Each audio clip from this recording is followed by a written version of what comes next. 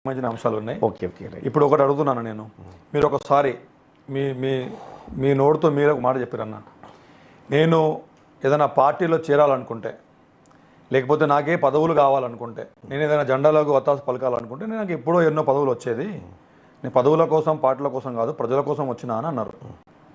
మీరు అన్న మాటనే కాదంటే నా రికార్డింగ్ నేను చూపిస్తాను, నేనే చెప్తున్నా కదా అన్నారు. మరి ఎట్లాగూ బీఆర్ఎస్ ఉన్నప్పుడు మీకు అవకాశం లేదని మాకు తెలుసు, మాకు తెలిసిన విషయం చెప్తున్నా. ఓకే, మేము అక్కడ జరిగింది మేము చూడలేదు. మీ యాంగిల్లో, మా ప్రజల యాంగిల్లో బీఆర్ఎస్కి ఎట్లా బీఆర్ఎస్ రిప్రజెంట్ చేస్తున్నారు ఇక్కడ. అవును, అందుకోసం నేను ప్రజలు రిప్రజెంట్ చేస్తున్నా. అదే మీ యాంగిల్లో 10 సంవత్సరాలు బీఆర్ఎస్ గవర్నమెంట్ ఉన్నప్పుడు తీన్మార్ మల్లన్నకి ఎట్లాగూ పదవి కానీ పార్టీలో కానీ అవకాశం లేదు, కాబట్టి నాకు పదవులు కానీ పార్టీలు కావాలని అవసరం లేదని చెప్పి ఆ టైంలో, అంటే పూటకో మాట రోజుకో వేషం వేసేటువంటి మైండ్ సెట్ మల్లన్నది. కాబట్టి అప్పుడు దానికి అనుకూలంగా ఆ విధంగా మాట్లాడిండు. ఇప్పుడు కాంగ్రెస్ గవర్నమెంట్ రాగానే వెంటనే నాకు పదవి కోసము ఇప్పుడు తహతహలు ఆడుతుండు అని అంటారు ప్రజలు. మీరు ఏమంటారు దానికి? ఒకటి, ఫస్ట్ ఆఫ్ ఆల్ మరి మీ మాట ఏమైంది? డబుల్ స్టాండర్డ్స్ మాటలు ఎందుకు అని అడుగుతున్నారు. ఒకటి అన్నవరన్నా, రాజకీయాలు స్ట్రేట్గా బుల్లెట్ లాగా స్ట్రేట్గా వచ్చినప్పుడు నువ్వు బుల్లెట్ లాగానే ఎదుర్కోవాలి. రాజకీయాలు వంకర తింకరగా వస్తున్నప్పుడు నువ్వు ఏ అవకాశాన్ని వదులుకుంటుందో దాన్ని ఎదుర్కోవాల్సి ఉంటుంది. ఒకటి. రెండో అంశం, పూటకో పార్టీ పూటకో మాట. పూటకో మాట రోజుకో వేషం. రైట్.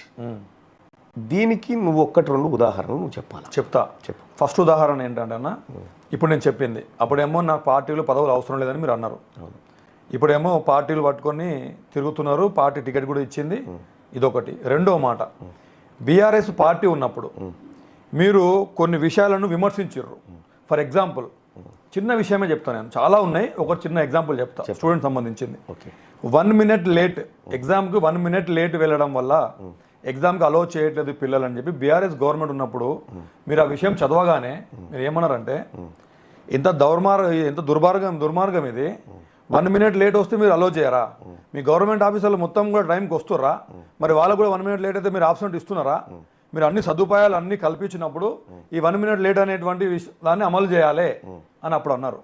వెంటనే కట్ చేస్తే మొన్న కాంగ్రెస్ గవర్నమెంట్లో ఎగ్జామ్ జరిగినప్పుడు మీ పక్కకున్న వ్యక్తి చదివిండు, 20 మంది ఏదో 1 minute లేట్ వల్ల ఆబ్సెంట్, వాళ్ళు రానియలేదు లోపలికి అనగా మీరేమన్నారు వెంటనే, ఎందుకు అబ్బా తొందరగా వస్తే అయిపోతుంది కదా, 1 నిమిషం, మీరు ఎగ్జామ్ మీరు కొంచెం ముందు రావాలి అని చెప్పి ఒకటేసారి మీరు డబుల్ స్టాండర్డ్ మాటలు మాట్లాడారు.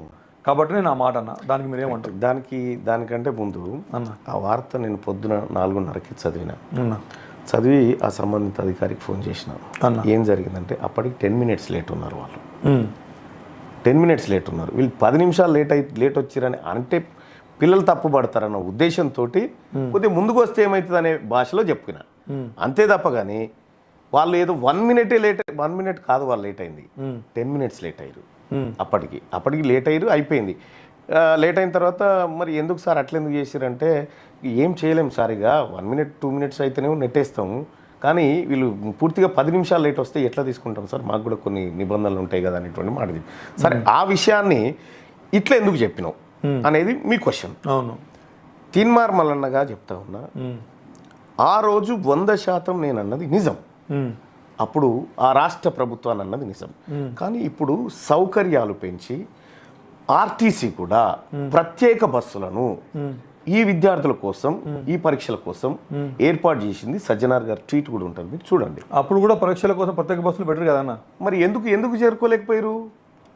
ఎప్పుడు హెలికాప్టర్ పెట్టినా కూడా కొంతమంది లేట్ అవుతారు. విషయం చెప్పాలన్నా అన్వర్ గారు, పెద్దపల్లిలో కేటీ రామారావు సభ పెడితే స్కూళ్ళకు సెలవిచ్చి ప్రైవేట్ బస్సులను తీసుకొని తన సభ కోసం వాడుకున్నాడు. టిఆర్ఎస్ పార్టీ అక్కడ ఏది మన ఔటర్ రింగ్ రోడ్ దగ్గర సభ పెడితే మొత్తం బస్సులన్నీ ఎంగేజ్ చేసుకొని ప్రజలకు రవాణా సౌకర్యం, అంటే వాళ్ళ ఇంటెన్షన్ ఎంత ఈజీగా ఉంటుందో చూడండి. అంటే వాళ్ళ ప్రజల యాంగిల్లో ఎట్టి పరిస్థితుల్లో ఉండదు వాళ్ళకు. కాబట్టి ఆ రోజు నేను ఆ విధమైనటువంటి వ్యాఖ్యలు చేసిన కూడా. ఓకే, ఇప్పుడు ఇంకొక మాట నేను అదే చెప్తున్నా, ప్రశ్నించే గొంతు